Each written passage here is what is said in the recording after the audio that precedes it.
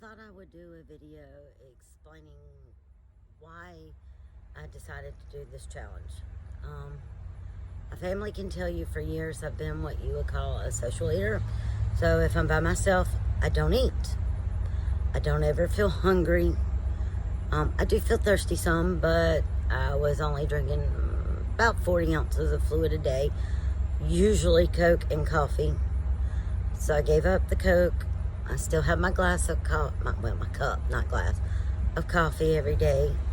I did switch from sugar to stevia, and I switched from sweetened creamer to unsweetened creamer, just to be healthier. And I talked with my doctor and did all this blood work and everything before I started this. And I have Spark People app where I put everything I eat in, and this is to teach me to feel hungry, because you have people who have a negative relationship with food, whether it be because they overeat because they're always hungry. Then you have people who are bulimia or anorexic or something, and that has never been the case for me. My disconnect with food came from waiting tables and years of smelling food and delivering food and just seeing food all day and working 10 hours a day and not really having time to eat. And then I just didn't feel hungry anymore. I don't know how to explain it. So I'm trying to teach my body to feel hungry so that even when I'm by myself, I actually eat something. And this has been extremely hard for me because I have to eat between 12 and 1,600 calories a day. And I'm used to most days eating around 800 calories a day in one meal. Occasionally I would eat 2,000 calories, which that was like, we went to McDonald's and I got a Big Mac meal. And I know that sounds like a lot of food, but you also got to remember, I only ate that one meal that day. So my body doesn't feel that trigger for food.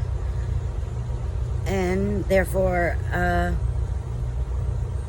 I don't know when to eat. I honestly don't even know how much to eat. And when my husband and I first got together 22 years ago, I had just recently got out of the Army. I was in the best shape of my life, which I'd always been small up to that point, except during pregnancy. And even then, I wasn't like huge, which I have 2 children. I weighed 105 pounds. I felt great, but I went from being in the Army to waiting tables all day. Now, I was still getting the same amount of exercise, but I wasn't getting the same amount of food. So after years of this, my body started holding on to everything I ate as fat because, well, I put it in a starvation mode. So now I'm trying to get my body out of the starvation mode so that I can learn to eat healthy in my calorie range and actually lose 50 pounds that I have gained over those 20 years. So, I'm trying to be as raw with y'all as possible. That's why I don't video these elaborate videos and edit them. I don't do hair. I don't do makeup. I don't put on fancy clothes or show me, working out or anything.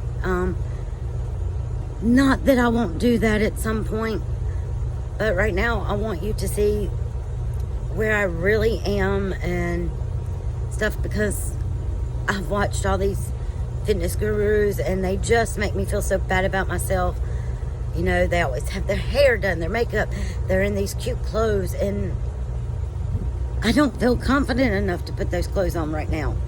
And I know a lot of y'all out there are just like me. You don't feel confident doing that. And I think putting on makeup and stuff, I can conceal, my eyes are puffy. You can see it. It comes from my health. I can put on makeup and hide that all day long. I can use contouring stuff and make my face look slimmer and everything else.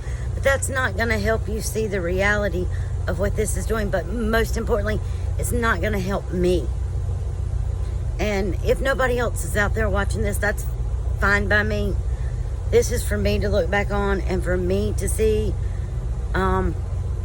where I'm at. And if I don't reach my goal of 10 pounds this month, that's okay, because I am reaching my goal of I'm eating, and I'm eating the minimum amount of calories my doctor wants me to take in, up to right under 85, shy of what my body burns a day. So either way, I'm gonna lose some weight over time, but it's making me feel better about myself, and I think that is the most important thing. Today we look at Instagram and Facebook and TikTok and Snapchat, and YouTube, and we see these people who seem to have the perfect life and the perfect body and are absolutely gorgeous, and then we compare ourselves to that, and then we feel like failures. Well, I don't want to feel like a failure anymore. But I don't want to fake who I am either for likes and shares. I mean, it's fake when it's that way. I want to be me, and I want you to see the real me and maybe connect with me. If you don't, that's great. I'm not everybody's cup of tea. First of all, I do not have the best soothing voice in the world. Trust me, I hate my voice. I've went back and I've watched these videos. I'm not a super upbeat. Will speak, not because I'm not a happy person. Please do not get me wrong. But it's because this journey is super emotional for me right now. And I have not got to that point that I'm super happy and upbeat. It's going to take time. I'm just trying to be authentic. So if you're watching my videos, please forgive that it's not this big fabulous production. I honestly don't know that mine ever will be.